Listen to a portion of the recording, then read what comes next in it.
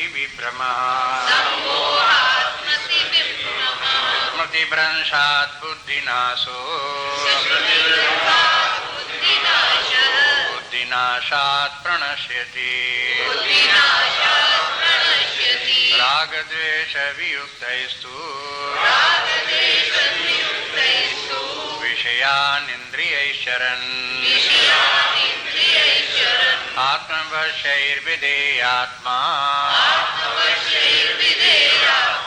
प्रसादम् अधिगच्छति प्रसादे सर्वदुःखानां हानिरस्योपजायते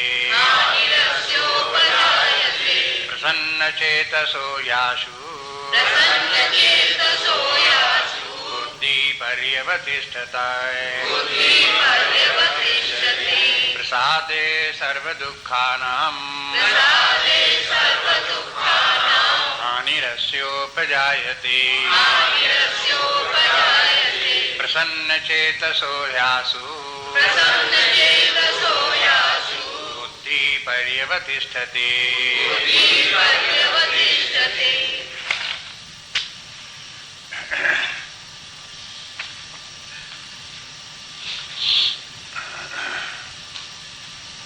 फिर स्मरण करें, भगवान कहते हैं स्थित प्रज्ञ जीवन की सर्वोच्च अवस्था है, लेकिन उसको प्राप्त करने के लिए व्यक्ति को प्रारंभ करना पड़ता है इंद्रिय निग्रह से। अपने इंद्रियों पर संयम रखें, उनका निग्रह रखें और फिर धीरे धीरे मन के ऊपर भी निग्रह करें, बुद्धि को सावधान सतर्क रखें। इसके लिए जो साधनाएं हैं, धर्म की साधना है, निष्काम कर्मियों की साधना है, उपासना है, ये सब करते हुए उसका फल स्वरूप जो ये संयम है ये प्राप्त करना चाहिए। सत्वगुण की वृद्धि हो और उसके बाद फिर व्यक्ति अपने आत्म स्वरूप को प्राप्त करके उसमें स्थित हो। जहाँ चित्त आत्मा में स्थित हो गया तो व्यक्ति स्थित प्रज्ञ हो गया। आत्म भाव में, परमात्म भाव में स्थित होना ही स्थित प्रज्ञ है। प्रज्ञा बुद्धि के लिए प्रयोग में लाते हैं, बुद्धि प्रज्ञा, लेकिन स्थित प्रज्ञ शब्द बोलते हैं, बुद्धि भी बोल देते हैं। कहीं कहीं बुद्धि उसकी स्थिर हो गई है, अचल हो गई है, ऐसे भी कह देते हैं। लेकिन बुद्धि से प्रज्ञा थोड़ी श्रेष्ठ है, अंतर्मुखी है, बल्कि शुद्ध बुद्धि प्रज्ञा कहलाती है। शुद्ध बुद्धि, जिस बुद्धि में राग द्वेष आदि नहीं है, जो कि उपाधियों से ग्रसित नहीं है, ऐसी निर्मल शुद्ध बुद्धि प्रज्ञा है। क्योंकि फिर उसी से फिर महावाक्य आ गया, प्रज्ञानम ब्रह्म, क्योंकि जो प्रज्ञा है वही ब्रह्म है। इसके माने प्रज्ञानम ब्रह्म और प्रज्ञा नाम बुद्धि, इन दोनों के बीच में कुछ तालमेल रखना चाहिए। विचार करते समय ध्यान दें कि प्रज्ञानम ब्रह्म अगर है तो फिर ये प्रज्ञा रूपी हमारी जो बुद्धि है उसमें इसमें क्या अंतर है।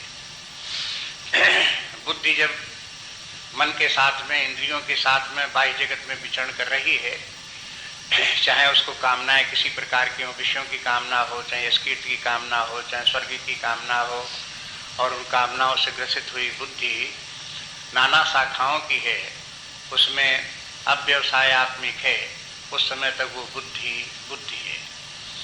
लेकिन जिस समय बुद्धि शुद्ध हो गई, निर्मल हो गई, ये सब विकार उसके दूर हो गए, उपाधियां दूर हो गई, तो जो बुद्धि में चेतना मात्र है, शुद्ध चेतना जो बुद्धि में है, उसका नाम प्रज्ञा है। ये प्रज्ञा एक ओर परमात्मा से जुड़ी हुई है और दूसरी ओर यही प्रज्ञा बुद्धि से जुड़ी हुई है। इसलिए बुद्धि को प्रज्ञावान बनाओ, इस प्रज्ञा सुस्थिर बनी रहे, प्रज्ञा में गड़बड़ी ना आवे, इस बात का ध्यान रखें। आत्मा तो निर्विकार है, उसमें तो गड़बड़ी कभी नहीं आती, लेकिन ये प्रज्ञा जो है, ये चेतना है प्रज्ञा आत्मा की, ये प्रज्ञा बुद्धि का रूप धारण करके बहिर्मुखी हो जाती है और इसमें चंचलता भी आ जाती है, मुक्तता भी आ जाती है। ये बात को ध्यान में रखें। एक बात ये कहते हैं कि देखो, आत्मा जो है वो तो सच्चिद आनंद स्वरूप है, ये तो आत्मा का लक्षण अपना है। लेकिन जिस व्यक्ति को आत्मज्ञान प्राप्त है उसे ये तो मालूम है कि मैं सत्स्वरूप है, चेतना स्वरूप है, आनंद स्वरूप। लेकिन उसके साथ साथ ज्ञानी व्यक्ति में कुछ बात विशेष भी होती है। केवल वो आत्मा मात्र नहीं है, ऐसे बोले, आत्मा मात्र नहीं है, उससे अधिक भी है। उससे अधिक क्या है? वो प्रज्ञावान भी है। प्रज्ञावान के माने है वो आत्मा स्वरूप में स्थित है, आत्मज्ञानी भी है, लेकिन उसके साथ साथ बुद्धि भी है, और वो बुद्धि प्रज्ञा स्वरूप है, बड़ी श्रेष्ठ बुद्धि उसकी है। ये भी विशेषता उस ज्ञानी व्यक्ति की है। ज्ञानी व्यक्ति के माने यही नहीं कि सब उपाधियां कोई है नहीं, शरीर भी नहीं है, मन बुद्धि भी नहीं है, तीनों शरीर में कहीं कुछ नहीं, आत्मा ही आत्मा मात्र है। वो ज्ञान की दृष्टि से आत्मा मात्र है, लेकिन व्यवहार काल में शरीर भी है, प्राणमन बुद्धि भी है, संसार भी है, व्यवहार भी है, लेकिन वहां पर वो प्रज्ञावान है। प्रज्ञावान व्यक्ति होकर के अपनी बुद्धि को शुद्ध निर्मल रखते हुए व्यवहार काल में शांति और आनंद में जीवन जीता है, प्रसन्नता और सुख में जीवन जीता है। वो स्वयं अपने आप में प्रसन्न है, आनंद में है, और उसके कारण से समाज के अन्य व्यक्ति भी प्रसन्नता प्राप्त कर रहे हैं, आनंद प्राप्त कर रहे हैं। ये दूसरे लोगों को भी लाभ हो रहा है उसका। स्वयं आनंद में और सबको आनंद में रखने वाला व्यक्ति जो है वो ज्ञानी व्यक्ति है। अगर अब बस अब इसी के उल्टा समझ लो, बार बार इस प्रकार से बोलते रहते भगवान कि देखो कि जो व्यक्ति ऐसा नहीं करता, अयुक्त व्यक्ति है, जिसने की ये साधना नहीं की है, भौतिक जीवन जी रहा है, इंद्रिय भोगों का जीवन जी रहा है, उसी को महानता दे रहा है, ऐसे व्यक्ति की बुद्धि चंचल होगी, बहिर्मुखी होगी, अशांत होगी, नाना प्रकार के उसमें विकार होंगे, और फिर उनके साथ दुख होंगे, भय होंगे, चिंता होंगे। यही उस व्यक्ति का विनाश है। इस प्रकार की अधोगति स्थिति का जीवन जीना, स्वयं दुखी रहना और अन्य लोगों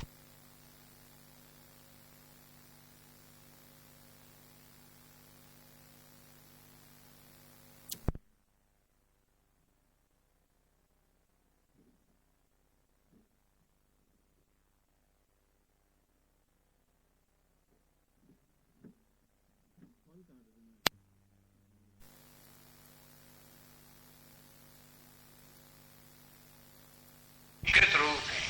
जिन लोगों ने जीवन जीना नहीं सीखा वो इस प्रकार की दुर्दशा को प्राप्त होते हैं। लेकिन जिन्होंने अध्यात्म विद्या सीखी, उन्होंने अपने आप को, अपने व्यक्तित्व का सुंदर रूप अपने व्यक्तित्व को दिया, श्रेष्ठ मानव बने, महामानव बने। ऐसे व्यक्तियों का रूप क्या होता है तो वो बता दिया कि फिर एक बार उन्होंने कह दिया कि कल जैसे देख रहे थे श्लोक में 64वें श्लोक को फिर देखिए आप। उसमें कहते हैं राग द्वेष वियुक्तस्तु विषयान इंद्रिय शरण। व्यक्ति राग द्वेष छोड़ करके जीवन जिए। वो विषयों का एकदम से त्याग तो नहीं हो सकता, लेकिन उनका राग द्वेष का, उनमें जो राग द्वेष है उसका त्याग हो सकता है और त्याग करना चाहिए। अब देखो इतना विवेक प्रारंभ से ही करे, भगवान ने इतनी बुद्धि दी है, प्राप्त है, तो उस बुद्धि को लगा करके देखो। एक तो विषयों में आसक्ति रख करके उनको सुखदायी समझ करके इंद्रियों को तृप्त करने के लिए उनको भोगना एक स्थिति है, और दूसरी बात ये कि ये विषय इंद्रियों के लिए क्लेशकारक हैं, दुखदायी हैं, कष्टकारक हैं, मिथ्या हैं, ये अशांत करने वाले, ऐसे इनके दोषों को समझते हुए भी अपने मन को राग द्वेष रहित रखते हुए शांत होकर के इन विषयों का जीवन में उपयोग करना दूसरी बात है। उपभोग करना दूसरी बात है, उपयोग करना दूसरी बात है। इसलिए इन विषयों का उपयोग करो, उपभोग मत करो। उपभोग करने में आसक्ति आ गई, प्रियता आ गई, उनके प्रति आश्रय भाव आ गया, हम इनके ऊपर डिपेंड करते हैं। ये आश्रय भाव न हो, स्वतंत्रता हो, स्वच्छंदता हो, उनका उपयोग कर दो। ऐसे करके जीवन जिए। इसलिए ये वाक्य भी बहुत महत्वपूर्ण है, और एक प्रकार से कहना चाहिए ये गीता का अपना सिद्धांत है।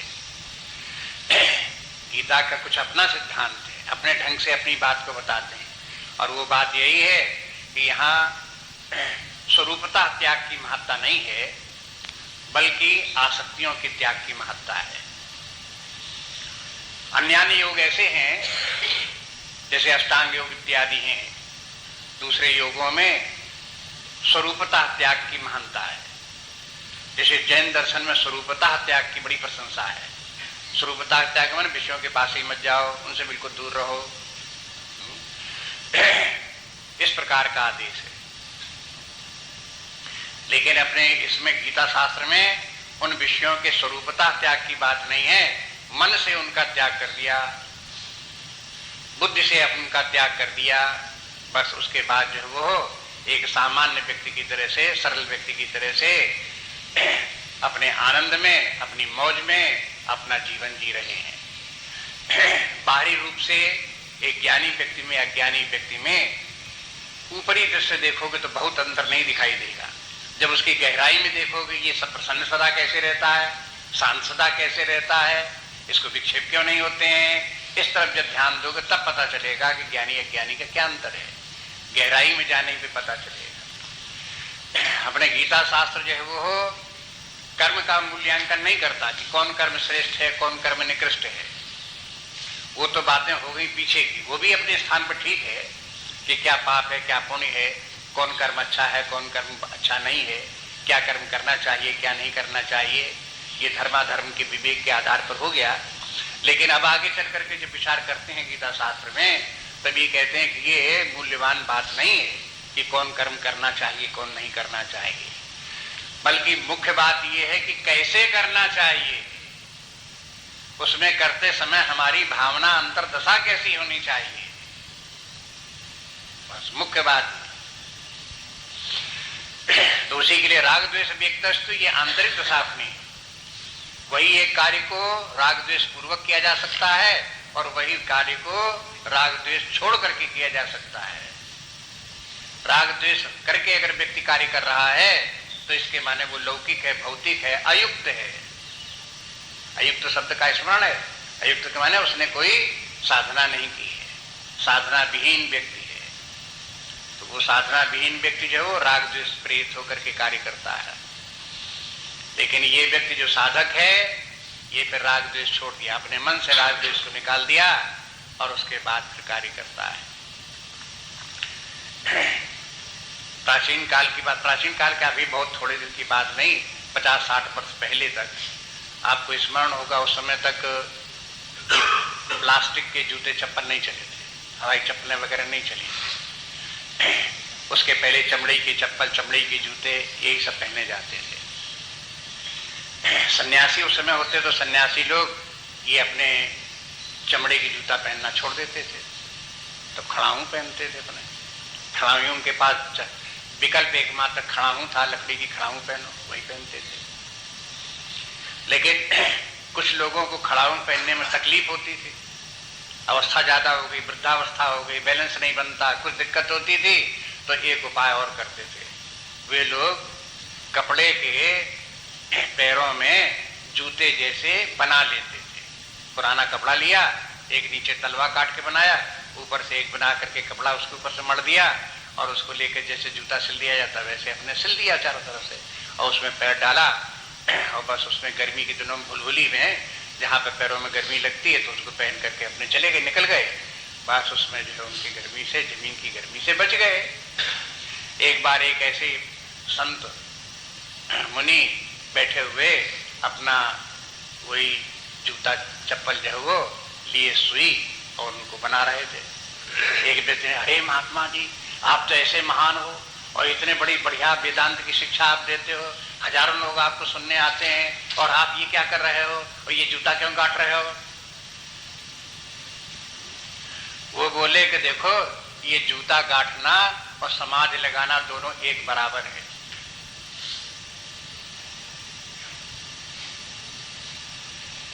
क्यों? ऊपर से तुमको दिखाई देता ये जूता काटना है और ये समाधि लगाना है, और हमारे हिसाब से जो समाधि है सो जूता काटना है, दोनों में कोई अंतर नहीं है।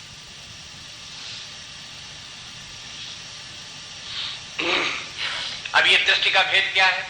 एक व्यक्ति को कर्म दिखाई देता है, ये भला ये बुरा, ये भला बुरा, कर्म की तरफ उसकी दृष्टि है, स्थूल दृष्टि है। जो कर्म है वही उसे दिखाई देता है, भावना नहीं दिखाई देती है। दूसरे व्यक्ति की भावना प्रधान है, वही दिखाई देती है। गुरुदेव ने भी इसके ऊपर बड़ा बल दिया। आप देखो कि जहाँ गीता की व्याख्या, दूसरे ग्रंथों की व्याख्या है, उसमें बार बार उन्होंने इसी प्रकार से क्या और उदाहरण भी दिए कि देखो भावना का क्या अंतर है। मान लो कि एक रास्ते पर जाते हुए चलते हुए कोई बदमाश मिल जाए और आपको पकड़ करके कहे कि जो कुछ पैसा देला आपके पास से निकाल कर धर दो, और आप नहीं निकाल कर देते तो निकाला चाकू, पेट में भोंक दिया और सामान छीन करके ले चला गया। एक तो उसने जो है पेट में चाकू मारा, और एक आपको मान लो पेट में तकलीफ हो, दर्द हो, आप किसी डॉक्टर के पास जाओ, डॉक्टर कहे आपके तो पेट का ऑपरेशन करना पड़ेगा। तो कहा कि अच्छा कर दो ऑपरेशन। तो ले गया थिएटर में, वहां ले जाकर उसने चाकू से आपका पेट चीर दिया। तो कर्म तो पेट का चीरना का काम तो दोनों ने किया। सड़क वाले उसने बदमाश ने भी पेट चीरने का काम किया और डॉक्टर ने भी पेट चीरने का काम किया। क्या दोनों काम एक बराबर हैं? क्या अंतर है? कोई आंतरिक अंतर है, बस उसको पहचानो। अगर आप उसको नहीं पहचानते, आप पहचानते हो लेकिन ध्यान नहीं देते। शास्त्र ये कहता है कि आप जिन बातों को छोटे स्तर के ऊपर उनको प्रयोग में लाते रहते हो, उनको व्यापक बनाओ। आप ये जानते हो कि एक बुलबुला बनता है और थोड़ी देर में फूट जाता है। आप जानते हो एक घड़ा बनता है, थोड़ी देर में फूट जाता है। यहां तक तो आपकी बुद्धि काम करती है, लेकिन जब आपसे कहा जाए कि शरीर भी इसी प्रकार से बना, एक दिन नष्ट हो जाएगा, तब हाय हाय करने लगते हो। जब ये कहा जाए कि संसार भी नाम रूपात्मक है, एक दिन ये भी बना था, एक दिन ये नष्ट हो जाएगा, तो आपकी अकल काम नहीं देती। क्या बात हो गई आपको? शास्त्र ये कहता है कि जिस बात को आप मान रहे हो उसी आपको व्यापक रूप से आप क्यों नहीं लगाते? एक सीमा पर जाकर के बुद्धि अटक जाती है आपकी। तो बस यही इसी प्रकार से आप जानते हो कि जीवन में भावना की प्रधानता है, कर्म के स्वरूप की प्रधानता नहीं है।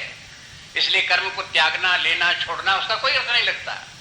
कौन कर्म बड़ा है, कौन कर्म छोटा है, कौन भला है, कौन बुरा है, उसका महत्व नहीं है। महत्व ये है कि आपकी भावना किस प्रकार की है। इसलिए भावना बनाओ,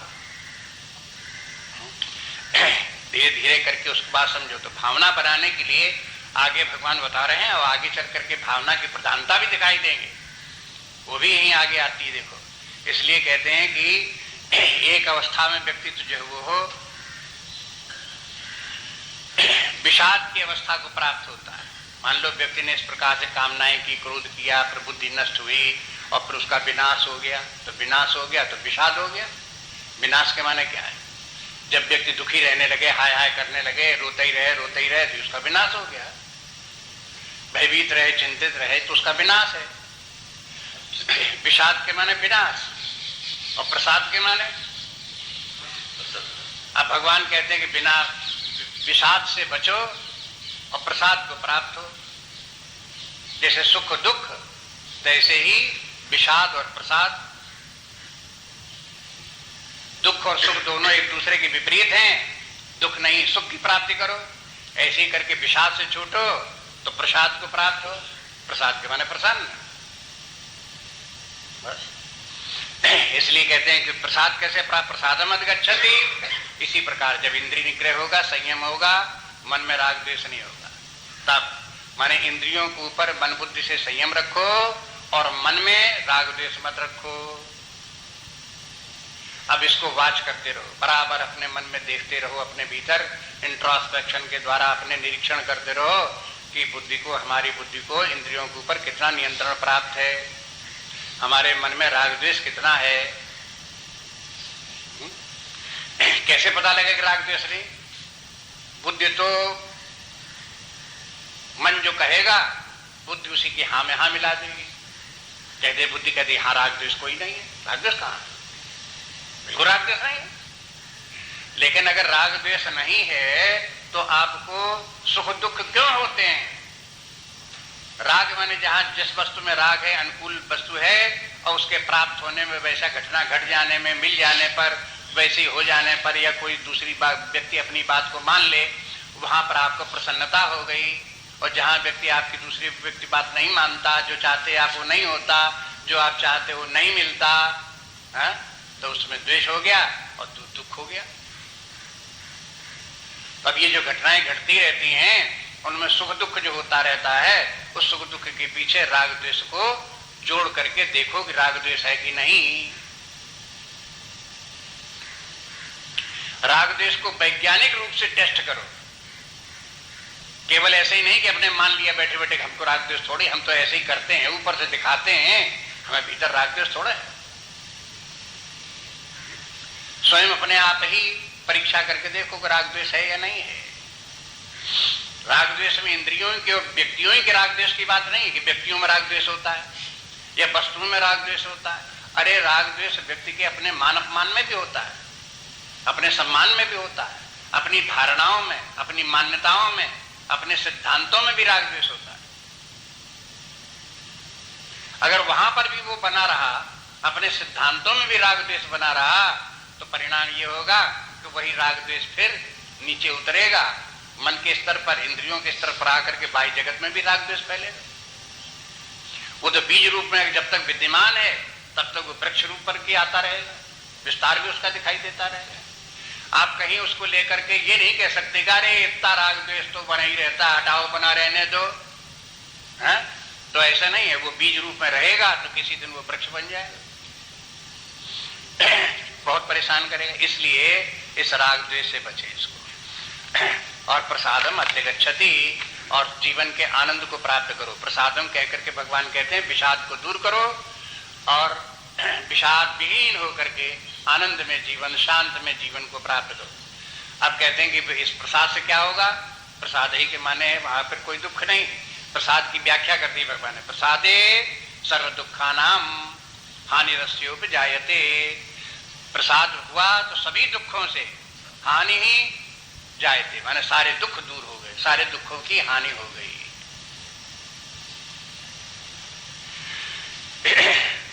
अब ये सर्व दुखा नाम क्यों कहा?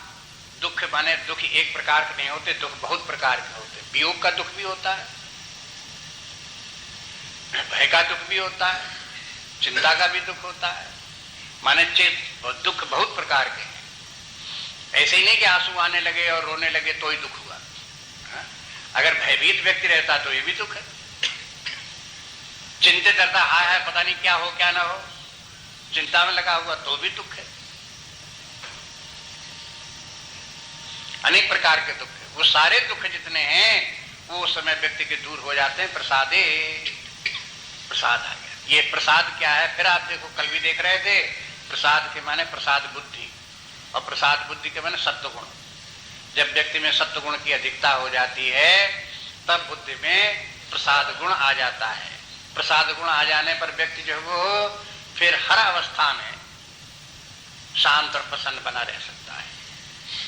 अब देखो ये सिद्धियां हैं, ये अध्यात्म शास्त्र की, वेदांत की सिद्धि क्या है कि चाहे बने चाहे बिगड़े, चाहे शरीर रहे चाहे शरीर जाए, चाहे लाभ हो चाहे हानि हो, चाहे निंदा हो चाहे स्थिति हो, कुछ भी बने बिगड़े लेकिन बुद्धि बने बिगड़े नहीं, वो स्थित प्रज्ञ बनी रहे।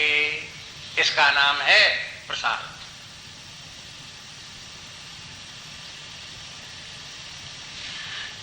चाहे दुनिया बने चाहे दुनिया बिगड़े, चाहे कुछ भी हो जाए, लेकिन बुद्धि उसी प्रकार की बनी रहे। अब कहीं ये कैसे हो सकता है? ये बड़ा मुश्किल है, ये तो असंभव है। तो असंभव किन लोगों के लिए? जिन्होंने आध्यात्मिक साधना नहीं की, राग द्वेष इत्यादि नहीं छोड़ सके, इंद्रिय निग्रह नहीं कर सके, इन लोगों के लिए ये मुश्किल है। लेकिन जिन लोगों ने राग द्वेष छोड़ देंगे, इंद्रिय निग्रह करेंगे, अपनी आंतरिक स्थिति को सुधारेंगे, उनको ये अवस्था प्राप्त हो सकती है। अगर असंभव होता तो पुस्तक में लिखा न जाता। ये सब टेस्टेड है। जैसे वैज्ञानिक लोग प्रयोग करते हैं, प्रयोगशाला में प्रयोग एक बार कर लिया, 2 बार कर लिया, 3 बार कर लिया। जब तक 3 बार प्रयोग में एक ही रिजल्ट न निकले तब तक वैज्ञानिक लोग संतुष्ट नहीं होते। ये तो हाई स्कूल, इंटर और बीए के साइंस के स्टूडेंट जो होते हैं उनको भी लेबोरेटरी में ले जाते हैं, तो ऐसे नहीं कहते एक बार टेस्ट कर लो और इस प्रकार से करके देख लो। एक बार नहीं, 3 बार करो और फिर देखो कि वही रिजल्ट आता कि नहीं आता। अगर तीनों बार में एक ही रिजल्ट आता है तो तुम्हारा रिजल्ट ठीक, एक बार तो ठीक नहीं। इसी प्रकार से यहां पर भी इन ऋषियों ने 1 बार नहीं, 2 बार नहीं, 3 बार नहीं, हजारों बार टेस्ट किया, तब ये निर्णय दिया कि देखो, अगर चाहते हो जीवन का सुख, आनंद, प्रसाद, बुद्धि प्राप्त करना चाहते हो तो इंद्रिय निग्रह करना सीखो, राग द्वेष से छुटकारा प्राप्त करने की कोशिश करो, और उसी के लिए सारी साधनाएं। आप कहोगे कैसे करते हैं, ये तो होता नहीं है। अरे साधना करके देखो तब होगा। निष्काम कर्मयोग करके देखो होता कि नहीं होता, उपासना करके देखो, फिर देखो होता कि नहीं होता। अब करो धरो कुछ नहीं, केवल कल्पना करने से नहीं हो जाता कि हमने राग द्वेष छोड़ दिया और वो छूट गया, ऐसा नहीं होता। यहां उन साधनाओं का वर्णन नहीं है, साधना पहले भगवान वर्णन कर चुके, धर्म का वर्णन कर चुके, निष्काम कर्मयोग का वर्णन कर चुके, वो सब साधनाएं थी। अब कहते हैं उन साधनाओं के द्वारा राग द्वेष की निवृत्ति, मन की शांति, प्रसाद बुद्धि आ गई और जीवन के सारे दुख छूट गए, फिर कोई दुख नहीं। प्रसादे सर्व दुखानाम हानिरस्योपि जायते, और प्रसन्न चेतसो यासु बुद्धि परेव तिष्ठते। और जहां प्रसन्न चेतसा, जहां चित्त प्रसन्न रहने लगा, तहां क्या हुआ, बुद्धि परेव तिष्ठते, बुद्धि स्थित प्रज्ञता को प्राप्त हो गई। परेव तिष्ठते यहाँ संकेत है बुद्धि के लिए, को व्यक्ति को स्थित प्रज्ञता प्राप्त हो गई। राग द्वेष बना हुआ हो और कहते हम स्थित प्रज्ञ हैं, तो कहां से स्थित प्रज्ञ है। हर्ष विषाद बना हुआ है तो स्थित प्रज्ञ कहां है। भय चिंता बनी हुई है तो स्थित प्रज्ञ कहां है। सीधी सी बात। इसलिए स्थित प्रज्ञ की ऊंचाई पर पहुंचने के लिए व्यक्ति को प्रसन्न शांत होना चाहिए। राग द्वेष को कहने में तो आसान लगता है, लेकिन जब व्यक्ति विचार करे कि राग द्वेष छूट जाना चाहिए, तो देखते हैं कि बहुत जगह ये राग द्वेष बना ही रहता है। जैसे एक व्यक्ति दुर्गुणी है और दूसरा सद्गुणी है, एक व्यक्ति श्रेष्ठ है, दूसरा व्यक्ति निकृष्ट है, और आपकी बुद्धि में ये दोनों चित्र हैं, ये व्यक्ति बड़ा श्रेष्ठ है, ये बुद्धि में बड़ा निकृष्ट है। तो अब ऐसा जब तक कि बुद्धि में श्रेष्ठता निकृष्टता की प्रधानता बुद्धि में रहेगी, तब तक आपको क्या दिखाई देगा। श्रेष्ठ व्यक्ति में राग हो गई होगा, निकृष्ट व्यक्ति में द्वेष हो गई होगा। अगर ये कहे कि निकृष्ट व्यक्ति में भी समभाव रखो, अब देखो हो गई मुसीबत की नहीं। कैसे संभाव है। इसलिए अब इससे ये धीरे धीरे करके इस प्रकार का है कि ये समस्या जो सामने आ गई, अटक गई बुद्धि आकर के यहां, इसके लिए रास्ता ढूंढो।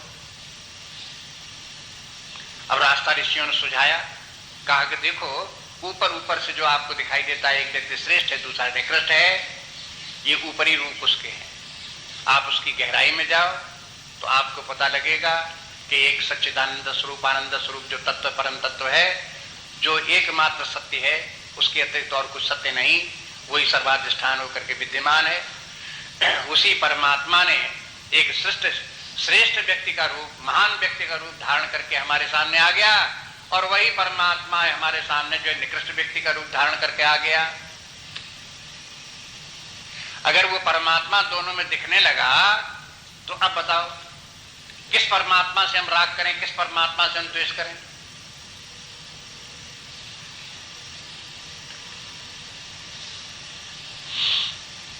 इसलिए रास्ता खोजो उसको। ऊपरी ऊपरी जहां दृष्टि आपकी रही, छिछली दृष्टि रही, तो बस समस्या का समाधान नहीं है। यहां तो ये है कि आप जो है ये है गहराई तक जाओ, गंभीरता तक जाओ, सूक्ष्म स्थिति तक जाओ, उस ऊंचाई पर पहुंच जाओ, उस सूक्ष्मता पर पहुंच जाओ जहां पर पहुंच करके सब समत्व दिखाई देने लगता है, सब एक बराबर दिखाई देने लगता है।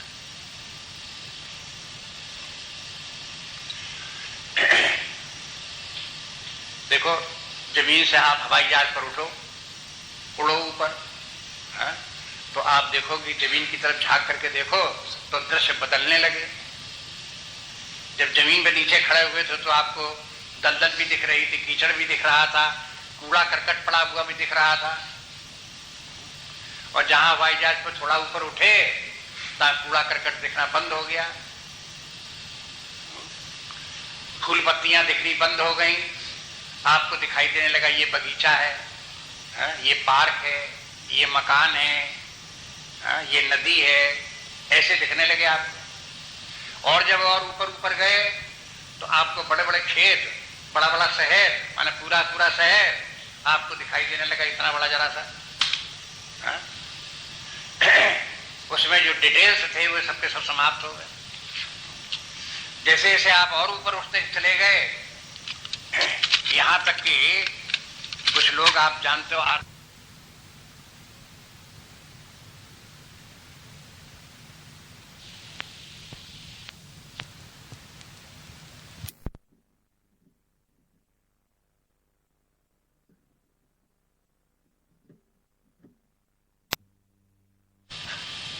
गेस्टाल्ट का माने होल। गेस्टाल्ट तो नाम है एक व्यक्ति का, उसने अपनी दृष्टि बताई कि देखो ऐसे देखो,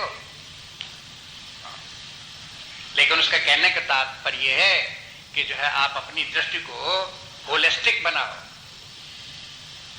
ऐसे होल करके देखो। आप जहां माइन्यूट करके एक व्यक्ति को ये श्रेष्ठ ये निकृष्ट देखने लगोगे, तब आपको ये डिफरेंसेस करके दिखाई देंगे और उसके साथ राग द्वेष हो जाएगा। आप अपनी दृष्टि से सारे जगत को एक साथ देखो, सारे समाज को एक साथ देखो, हिंदू मुसलमान क्रिश्चियन सबको एक साथ देखो, एक देश के दूसरे देश के सब लोगों को एक साथ देखो। अब कैसे दिखाई देते हैं,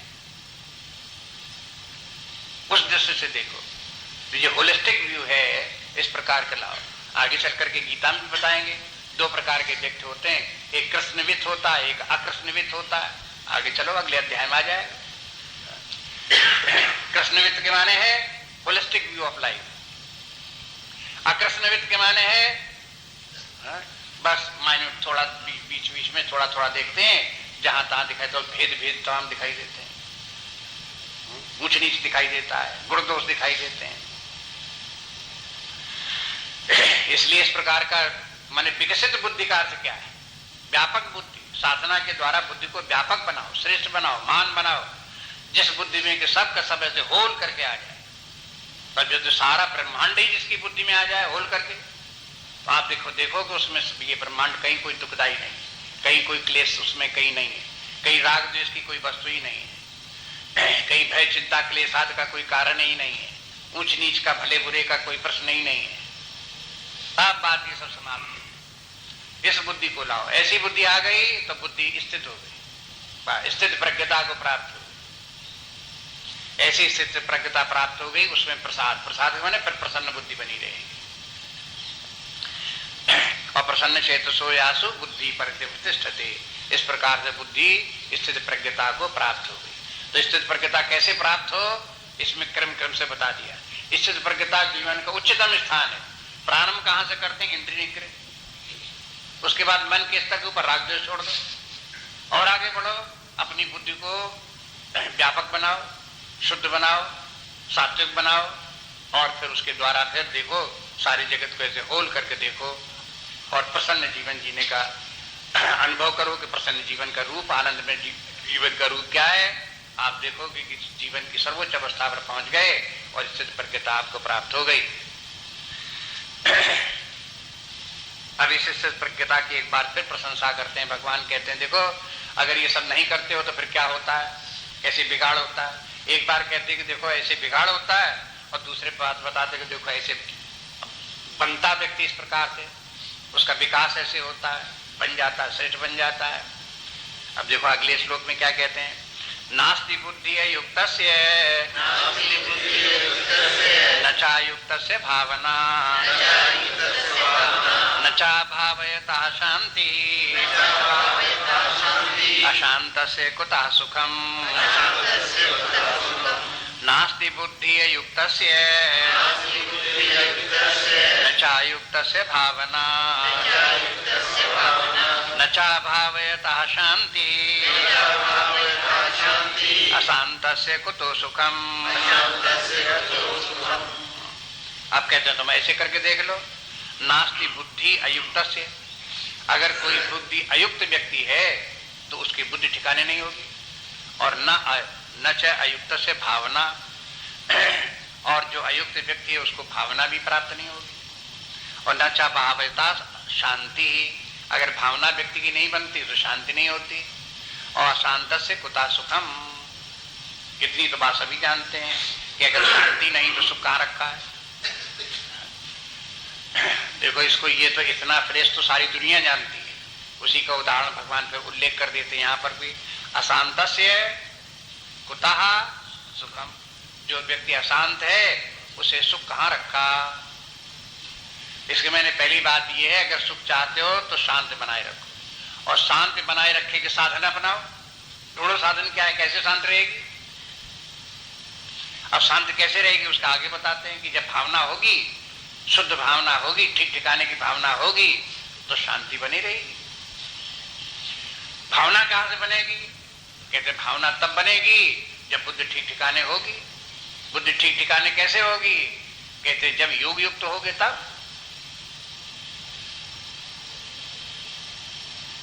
मान उनके सबके कार्य कारण संबंध है सब अपने, जैसे बाह्य जगत में कार्य कारण नियम प्रकृति का दिखाई देता है, वैसे अपने भीतर भी देख दो कार्य कारण नियम वहां भी कार्य कर रहा है। वैज्ञानिक लोग कुछ मूलभूत सिद्धांत मानते हैं कि सारा जगत कार्य कारण नियम से संचालित हो रहा है। ये नहीं कहते हैं कि यहां कोई कार्य कारण है ही नहीं, जहां जब मर्जी होता सो हो जाता है। ये अवैज्ञानिक बुद्धि है। वैज्ञानिक बुद्धि के माने हर घटना, हर वस्तु कार्य कारण से जुड़ी हुई है। और कंजर्वेशन ऑफ एनर्जी का सिद्धांत भी, ये भी विज्ञान का है। डिस्ट्रक्शन नहीं होता, किसी रूप के बदल जाए भले, लेकिन एनर्जी का डिस्ट्रक्शन नहीं होता, रूपांतरित हो जाती है। ये भी वैज्ञानिक लोग मानते हैं। अपना आंतरिक जगत भी, जहां तक जगत है, अपने अंदर जगत भी है और जगत का स्वामी भी विराजमान है, आत्मा भी है, लेकिन आंतरिक जगत जहां तक है तहां तक वही नियम काम कर रहे हैं जो बाहर नियम काम कर रहे हैं, वह भीतर नियम काम कर रहे हैं। अपने भीतर भी जो कुछ हो रहा है वो बिना कार्य कारण के नहीं हो रहा है, वहां भी कार्य कारण का नियम चल रहा है। वहां पर भी आप कहोगे डिस्ट्रक्शन ऑफ एनर्जी जैसे नहीं होता, जैसे यहां पर भी एनर्जी का डिस्ट्रक्शन नहीं होता। वो बराबर एक रूप धारण करे, दूसरा करे, दूसरा नहीं दूसरा धारण करे। इसी प्रकार से प्रकारांतर रूप बनते रहेंगे, लेकिन वो तो उसी प्रकार से बनी रहेगी। वही नियम अपने भीतर भी कार्य कर रहा है। अब बस अपने भीतर जो है उसके सूक्ष्म रूप है, बाहर उतने सूक्ष्म नहीं है, स्थूल है। स्थूल है इसलिए प्रयोगशाला में उनको ऑब्जेक्टिवली उनके प्रयोग करके देख लिए जाते हैं, एक्सपेरिमेंट करके देख लिए जाते हैं। अपने भीतर जो है इतने सूक्ष्म है कि प्रयोगशाला में बाहर लेकर के रख करके उनके एक्सपेरिमेंट नहीं किए जा सकते, अपने भीतर ही एक्सपेरिमेंट करने पड़ेंगे। सूक्ष्म स्थान में ही सूक्ष्म वस्तुओं के एक्सपेरिमेंट हो सकेंगे, स्थूल में नहीं हो सकते।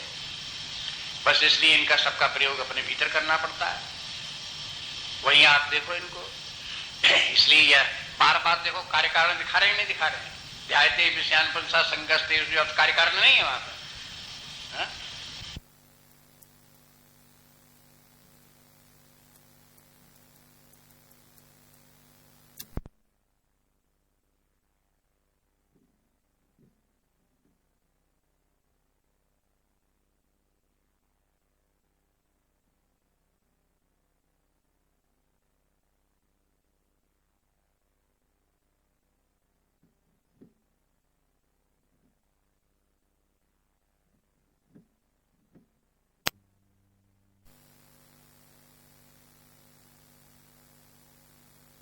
इसी के कारण से ये, इसी के कारण से ये, और जहां उस कॉज को अलग कर दिया दूसरा रहा है, इफेक्ट वो नहीं मिलता, तो क्या हुआ? तो कॉज इफेक्ट का रिलेशन ढूंढने के लिए कॉज को चेंज करना पड़ता है। ऐसे अपने भीतर भी चेंज करके देखो।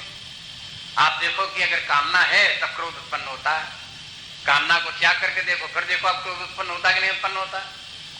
अगर देखो फिर भी क्रोध उत्पन्न होता है, तो इसके माने कहीं गलती सिद्धांत में होगी। अगर आप देखो तो जहां जहां कामना होती तहां तहां क्रोध आ जाता है, तो इसके माने कामना से ही क्रोध का संबंध है, कॉज इफेक्ट रिलेशन है। ये इस प्रकार से बैठ करके शांति पूर्वक अपने आप ही अपने अंदर प्रयोग करके देखो। ऐसी किसी व्यक्ति को दुख लगे तो यहां भगवान कहते हैं कि देखो दुख का संबंध मन की अशांति से है। मन अशांत होगा तो दुख का अनुभव होगा, मन शांत होगा तो सुख का अनुभव होगा। ये कार्य कारण संबंध दोनों का हो गया। अब ऐसा क्यों है? तो अब देखो वैज्ञानिक भी दो प्रकार के होते हैं। एक वैज्ञानिक तो ऐसे होते हैं जो कार्य कारण का संबंध बता दिया, लेकिन कार्य कारण का संबंध ऐसा ही क्यों है, उसके लिए फिर फर्दर चर्चित की जाती है।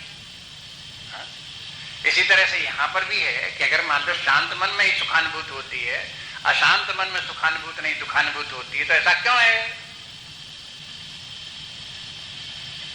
अब दूसरा क्यों आ गया, उसका वर्णन यहां पर नहीं है।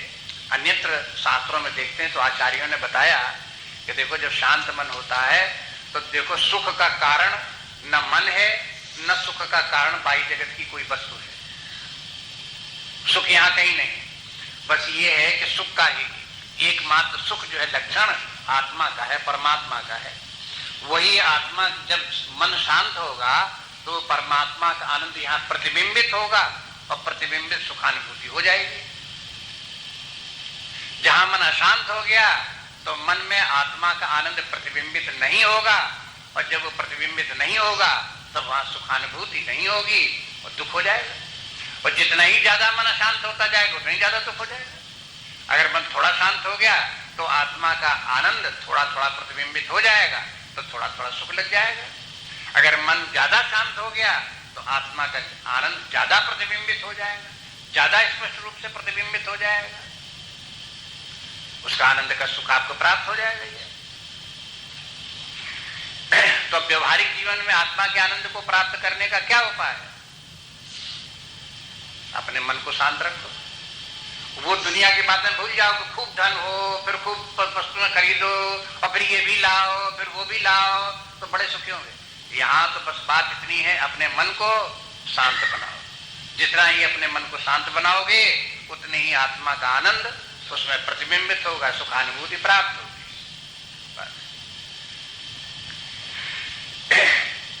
इसलिए स्वामी अखंडानंद जी जो है उनका स्लोगन एक प्रकार से कहना चाहिए, बहुत बार सुना उनके मुख से।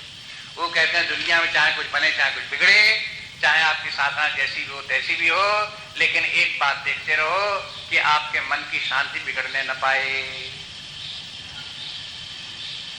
धर्म की साधना इसलिए करो, धर्म का पालन इसलिए करो, नैतिकता का पालन इसलिए करो कि मन शांत बना रहे। निष्काम कर्मयोग इसलिए करो कि मन शांत बना रहे। उपासना इसलिए करो कि मन शांत बना रहे। भगवान से प्रार्थना करो, पूजा करो इसलिए करो कि मन शांत बना रहे। वेदांत सिद्धांत को सीखो जिससे कि मन शांत बना रहे। जगत को मिथ्या समझो जिससे कि मन शांत बना रहे। जीवन को क्षणिक समझो जिससे कि मन शांत बना रहे। आज जितनी भी बातें आती हैं इनमें सबको देखो मानसिक शांति से इनका संबंध है कि नहीं? ये सब मन को शांत रखने वाले शास्त्र। अगर ये कहते हैं कि एकमात्र आत्मा ही परमात्मा ही सत्य, जगत मिथ्या है, अरे चाहे मिथ्या हो चाहे सत्य हो, लेकिन अगर हम उस जगत को मिथ्या मान करके हम अपने मन को शांत रख सकते हैं तो बहुत अच्छी बात है। मिथ्या बहुत अच्छी बात है, क्या करा है। और अगर आपको ये लगे नहीं हम जगत को मिथ्या मान करके ही हमारा मन अशांत हो जाता है, हमारा जी घबराने लगता है, मिथ्या जगत में हम रह रहे हैं, तो बड़ी गड़बड़ बात है, तो ये तो सत्य होना चाहिए। अगर आपका मन शांत होता है सत्य मान करके ही, जगत को सुंदर मान करके ही आपका मन शांत रहता तो जग ऐसे ही सही। हमें इस बात से झगड़ा थोड़ा ही है कि जगत सत्य है कि मिथ्या है। आपको किस प्रकार से आपका मन शांत रहता है, किस बात की समस्या है?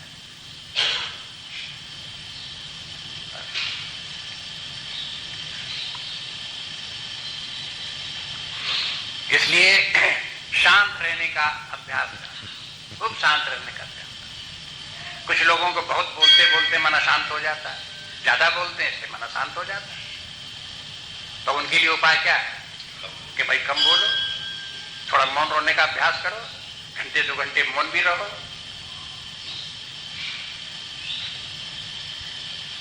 आप कहो कि ये दवा कहां से आ गई मन की शांत करने के लिए?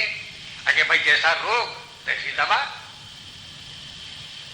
जिस प्रकार की जो समस्या जिस प्रकार की जैसी व्यक्ति की होगी वैसे उसका उपचार भी होगा। लेकिन है स्वस्थ व्यक्ति के स्वस्थ मन के माने क्या है? शांत मन। लेकिन शांत मन के माने निष्क्रिय मन, अनप्रोडक्टिव माइंड, थॉटलेस, ये नहीं है शांत मन के माने। अगर इस प्रकार सोच लेते हैं तो फिर एक गलती आ गई। बात ही के समझने में गलतियां बहुत आने की संभावना रहती, भ्रांति बहुत होती है।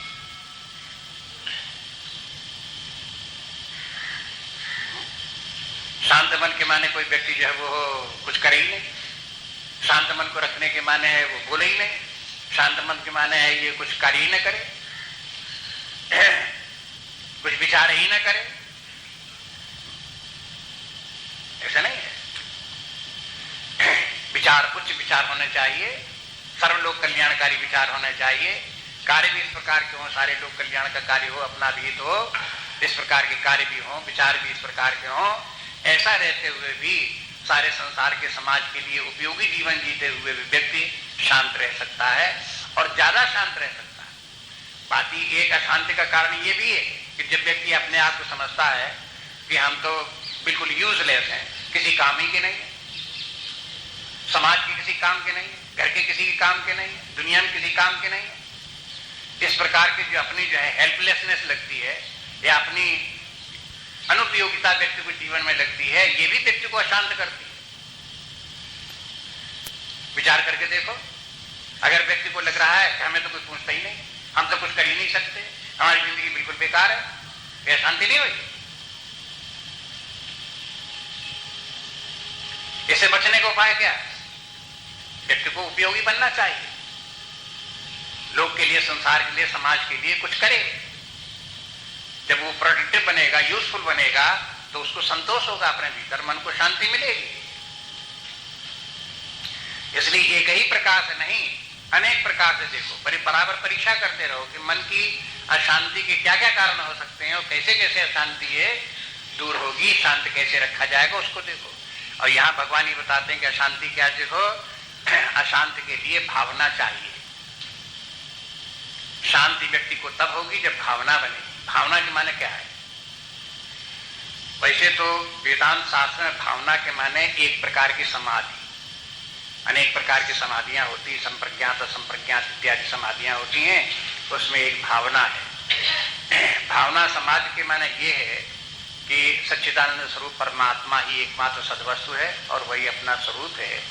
इस बात में बुद्धि स्थिर हो गई, चाहे उसने उसका अनुभव किया हो चाहे ना अनुभव किया हो, लेकिन उसने स्वीकार कर लिया हो कि ऐसा परमात्मा है, वही अपना स्वरूप है।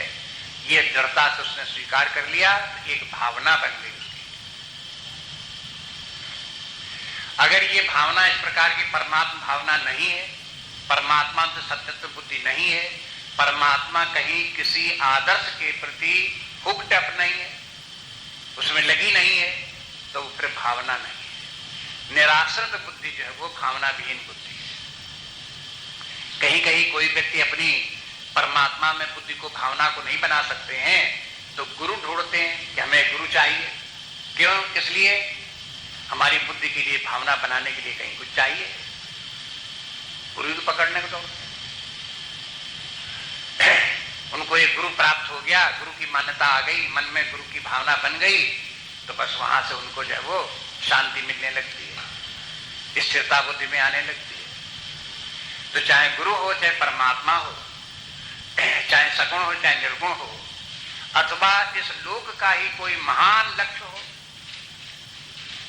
जैसे राष्ट्र भावना है, राष्ट्र सेवा में करनी है, देश की सेवा करनी है, यही बड़ा भारी पुण्य कार्य है, ये जीवन का उत्तम रूप है। सभी महापुरुषों ने अपने देश के लिए सेवा के कार्य, महान कार्य किए हैं, हम भी उसी प्रकार का कार्य करेंगे। इस प्रकार का कोई लक्ष्य जीवन में रख करके उसी के प्रति हमारी बुद्धि समर्पित हो गई, तो एक भावना आ गई, एक भावना बन गई। अगर किसी के व्यक्ति में ऐसा कुछ है ही नहीं,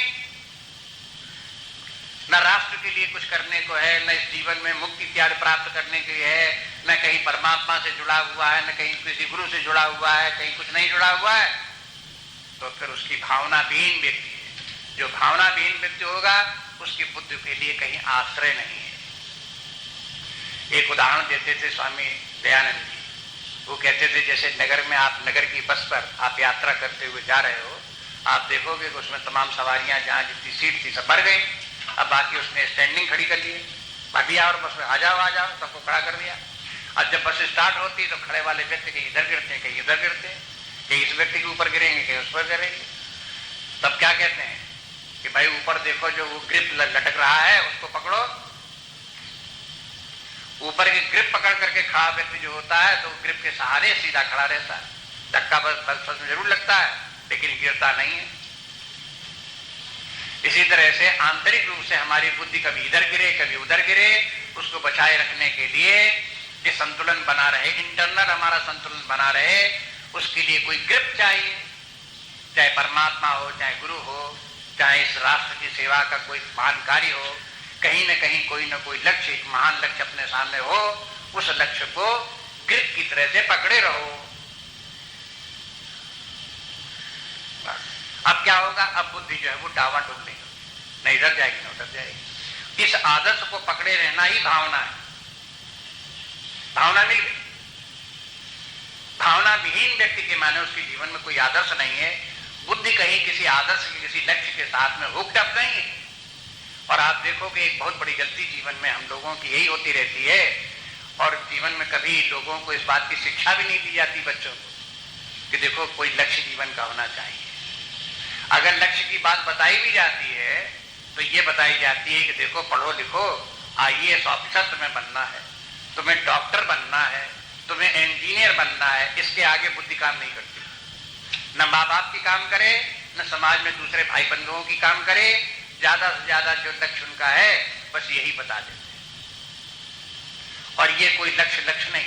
इन लक्ष्यों को लेकर के छात्र जीवन में तो कुछ दिन तक चलो वो लक्ष्य उनको माना, उसके द्वारा वे अपने विचलित नहीं होते, गलत रास्ते पर नहीं जाते। क्योंकि उन्हें IAS ऑफिसर बनना है, उसमें करना है तो पढ़ो लिखो, मन लगा करके परिश्रम करके पढ़ना पड़ता है। लेकिन जहां एक बार IAS ऑफिसर बन गए, तहां फिर उनके लिए फिर वो फिर अब उनको टिकने के लिए, बुद्धि को टिकने के लिए अब कोई आश्रय नहीं रह गया। IAS ऑफिसर, अभी हमने आपको बताया, एक दिन हमने पेपर में पढ़ा, 10-12 IAS ऑफिसर जेल में पड़े हवा खा रहे हैं, सजा भोग रहे हैं। आप समझते हो IAS ऑफिसर का कहीं कोई धनी धोरी नहीं हो मन में आया तो? अरे वो भी विचलित हो जाते हैं, भ्रष्ट हो जाते हैं, गलत काम करते हैं, और उनके भी फिर उसके बाद में उनके ऊपर मुकदमा भी चला, सजा भी उनकी हो गई। तो उनको कौन सी शांति रखी हुई है, कौन सी उनके जीवन में प्रसन्नता रखी हुई? इसके माने उनके सामने अगर कोई IAS ऑफिसर के सामने और कोई हायर लक्ष्य होता, उसको पकड़ करके होते कि हमें राष्ट्र की सेवा करनी है, देश को ऐसा ऐसा बना देना है, समाज को ऐसे ऐसा बना देना है, या कोई और अपने लक्ष्य इस प्रकार का महान होता। स्वामी जी कहते हैं इतना महान लक्ष्य रखो कि जिंदगी में प्राप्त होने वाला न हो। आप कहोगी तो सिर्फ चिल्ली लोग करते हैं, अरे वेदांत शास्त्र यही कहता सिर्फ चिल्ली वाला आदर्श रखो।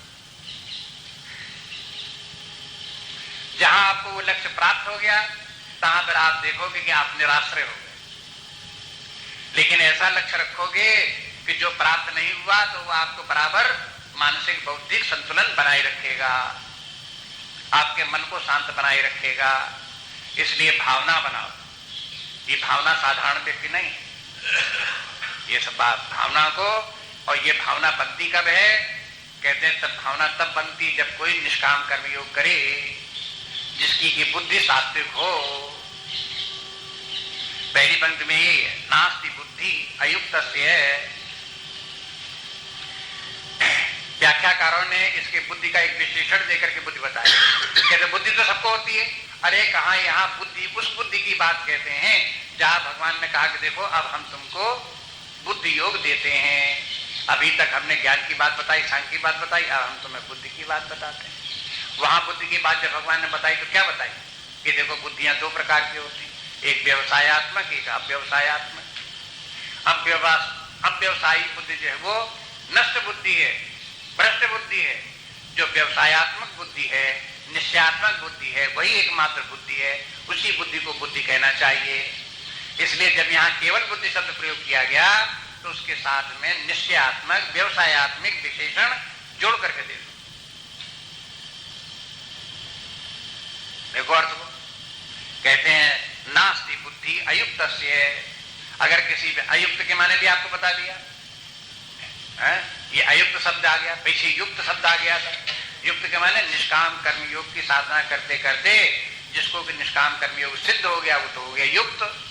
और जिसने निष्काम कर्म की नहीं, जो इंद्रिय भोगों की लालसाई करता रहा, उन्हीं की कामना में लेकर के जीवन जीता रहा, इंद्रिय भोगों में लिप्त रहा, वो व्यक्ति है अयुक्त। तो जो लोग ये अयुक्त होते हैं, जिनको अपनी इंद्रियों पर नियंत्रण नहीं है, जिनके विषय भोगों की कामना का त्याग नहीं कर सके हैं, राग द्वेष नहीं छोड़ सके हैं, ये व्यक्ति अयुक्त हैं। और अयुक्त हैं तो उनकी व्यवसायत्मिका निश्चयात्मिका बुद्धि भी नहीं होगी। निश्चयात्मिका बुद्धि नहीं होगी तो उसमें कोई भावना भी नहीं होगी। भावना माने कोई आदर्श हो जिसपे की बुद्धि लगी रहे, चाहे परमात्मा हो, चाहे गुरु हो, चाहे समाज इत्यादि की कहीं कोई आदर्श हो, ऐसा आदर्श भी उनके पास कोई नहीं होगा। परिणाम ये है, इन सब के कारण से बुद्धि, व्यक्ति की बुद्धि अशांत रहेगी। अगर अशांत रहती है तो दुख रहना स्वाभाविक है।